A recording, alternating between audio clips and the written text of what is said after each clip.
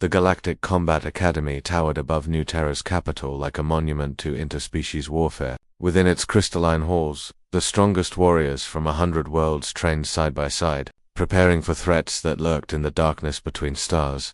Rose stood in the training yard, her human frame looking impossibly fragile among the assembled cadets. To her left, a Krayla warrior stood 8 feet tall, its chitinous exoskeleton gleaming like polished obsidian. To her right, a Vorthian's 4 muscular arms flexed in anticipation. All eyes turned toward the center of the yard, where instructor Zekta, a battle-scarred Dracnir, gestured toward an ancient weapon mounted on a hovering platform, the Blade of Titan's End, forged from the core of a collapsed neutron star. The weapon was legendary throughout the galaxy. It had been wielded by the greatest warrior in known history, a Goreth champion who had single-handedly held the Nexus Gate against an army. The blade measured 12 feet in length, its dark metal seeming to drink in the light around it.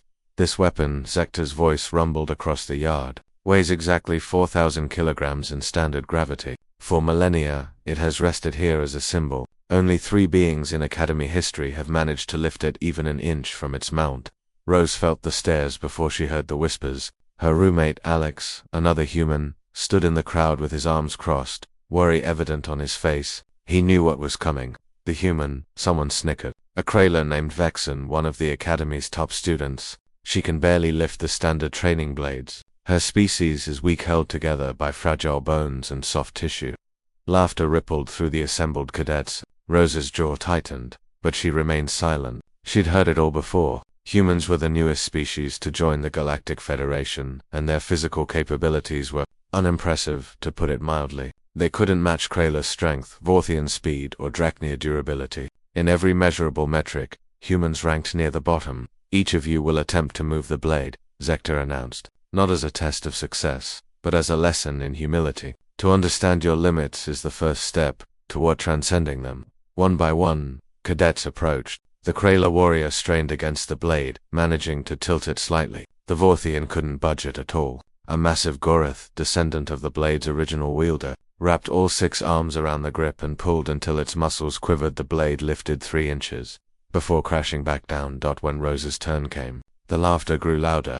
The little human thinks she can lift what even Goroth cannot. Vexen's voice carried across the yard. Rose walked toward the blade, her boots clicking softly on the stone. Alex called out, "Rose, you don't have to." She raised a hand, cutting him off. Her fingers wrapped around the grip, and she felt the weapon's impossible weight through her bones. 4,000 kilograms, more than 2 full-size Earth elephants. The math was absurd. "This will be entertaining," Vexen sneered. Rose closed her eyes. In her mind, she wasn't in the Academy yard anymore. She was back on Earth in the Appalachian Mountains where she'd grown up. She remembered her grandmother's words, "Strength isn't just muscle, child. It's knowing exactly how your body works and refusing to accept what others say is impossible." She thought about human evolution, how her ancestors had been pursuit predators, running prey to exhaustion across endless savannas, how they'd climbed, adapted, persisted. Humans weren't the strongest or fastest, but they were stubborn, they were efficient, they understood leverage, angles, and the biomechanics of their own bodies better than any species in the galaxy. Rose planted her feet, adjusted her grip, and breathed. She didn't try to lift the blade straight up. That was the mistake the others made. Instead, she understood the weapon's balance point. Her training in Earth martial arts, ancient techniques dismissed as primitive by her instructors, had taught her about fulcrums and force multiplication.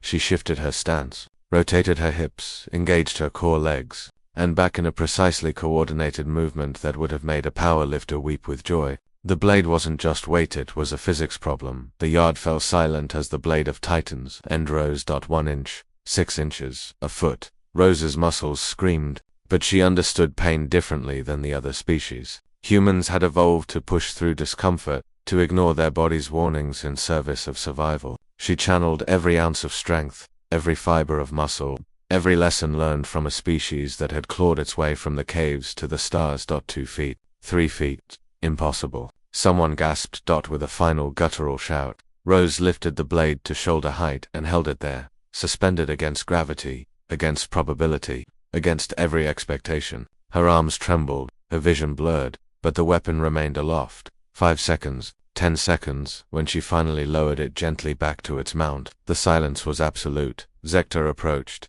his reptilian features unreadable. Then, slowly, he bowed his head, a gesture of profound respect in Dracnir culture. "I have trained warriors for 73 years, the instructor said, his voice carrying to every corner of the yard. "I have seen strength in its many forms, but today, I witnessed something different. This human has shown us that true power comes not from the body you are born with, but from understanding that body completely and refusing to accept limitations." Alex was the first to start clapping, his applause echoing in the stunned silence. Slowly, others joined, until the entire yard thundered with approval. Vexon approached Rose, his compound eyes reflecting something new, not mockery, but grudging admiration. "How?" he asked simply.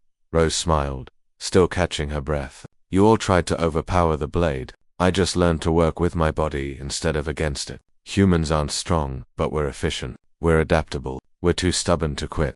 That night, in the Academy archives, a new name was added to the list of those who had lifted the blade of Titan's End. Rose Chen, human the fourth in galactic history. But the real story spread through the Academy in whispers. The humans were here, and they were far more dangerous than anyone had imagined it because of what they could do. But because they refused to believe in what they couldn't,